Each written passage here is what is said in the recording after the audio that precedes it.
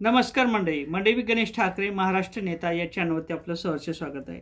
मंडळी, उद्धव ठाकरेंच्या शिवसेनेला मोठ्या प्रमाणात फटके पाहायला मिळत आहेत। एकंदरीत अनेक नेते उद्धव ठाकरेंना सोडून एकनाथ शिंदे यांच्या शिवसेनेत जाताना दिसत आहेत।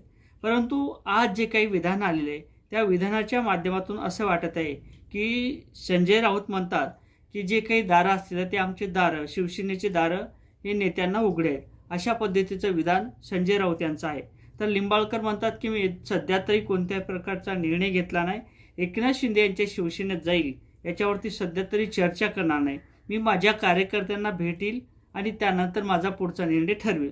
परंतु असं होणार का? उद्धव ठाकरेंच्या शिवसेनेत हे बाकीचे नेते परत वापस जाणार का? त्यांचे परतीचे दार हे उघडे असणार का? आणि त्यानंतर लिंबाळकर असतील ते एकनाथ शिंदे यांच्या शिवसेनेत जाणार का? आष्टीकर असतील ते शिवसेनेत जाणार का? एकनाथ शिंदे यांच्या जाधव असतील ते एकनाथ शिंदे यांच्या शिवसेनेत जातील का? नेमकी नाराजीची सत्र सुरू कुठून झाले, नेमकं काय घडलं याचीच माहिती घेणारा हा व्हिडिओ। नक्कीच चॅनलवर नवीन असाल तर चॅनलला सबस्क्राईब करा। म्हणजे ज्या अर्थी उद्धव ठाकरे एकनाथ शिंदे यांच्यामध्ये आपल्याला फूट पाहायला मिळाले, दोन्ही पक्ष वेगळे झाले, दोन शिवसेना निर्माण झाल्या आणि त्यानंतर जे काही सत्र असेल ते फोडाफोडीचं सत्र अनेकांनी आपण बघितलेलं असेल।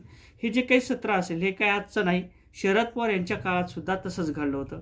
शरद पवार आणि जे काही काँग्रेस असेल ही काँग्रेससुद्धा अलग झाली होती। शरद पवार यांनी काँग्रेसमधून बाहेर पडून आपला पक्ष स्थापन केला होता। तशाच पद्धतीचं एकनाथ शिंदेने सुद्धा आपली नाराजी दाखवत माझ्याशी संवाद होत नाही किंवा आपल्याला उद्धव ठाकरे यांच्याशी बोलू दिलं जात नाही अशा पद्धतीचा आरोप करत एकनाथ शिंदे उद्धव ठाकरेंच्या शिवसेनेतून बाहेर पडले आणि त्यानंतर परत सत्र सुरू झालं। लिंबाळकर असेल, लिंबाळकर सुद्धा आउट ऑफ होते असं सुद्धा बोललं जात होतं। त्यानंतर बंडू जाधव यांच्या संदर्भात सुद्धा काही दिवसापूर्वी विधान आलं होतं की बंडू जाधव लवकरच एकनाथ शिंदे यांच्या शिवसेनेत जातील।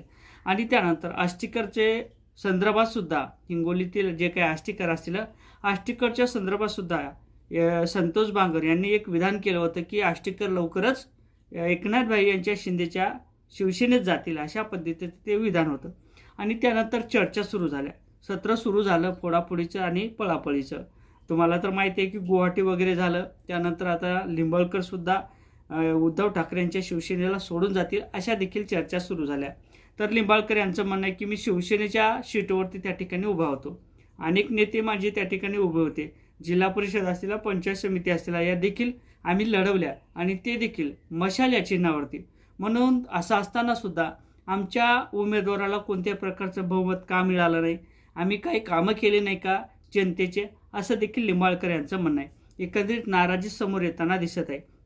जरी लिंबाळकर म्हणत असतील की मी उद्धव ठाकरे यांच्यासोबत कधीही वाईट बोललो नाही किंवा आदित्य ठाकरे यांच्यासोबत कधीही वाईट बोललो नाही किंवा ठाकरे घराण्याच्या विरोधात कधीही वाईट बोललो नाही, असं जरी असेल तर ही बोलण्याची बाजू आहे ही नक्कीच लिंबाळकर आता उद्धव ठाकरेंना सोडून एकनाथभाई शिंदे यांच्या शिवसेनेत जातील असं सुद्धा स्पष्ट होताना दिसत आहे।